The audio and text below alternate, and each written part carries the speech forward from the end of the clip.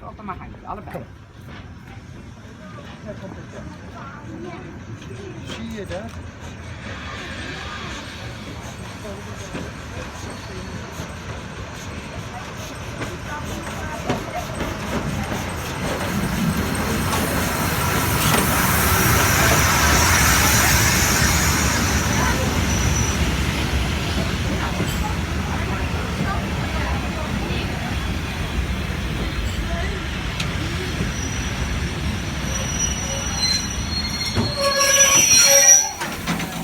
Beekbergen!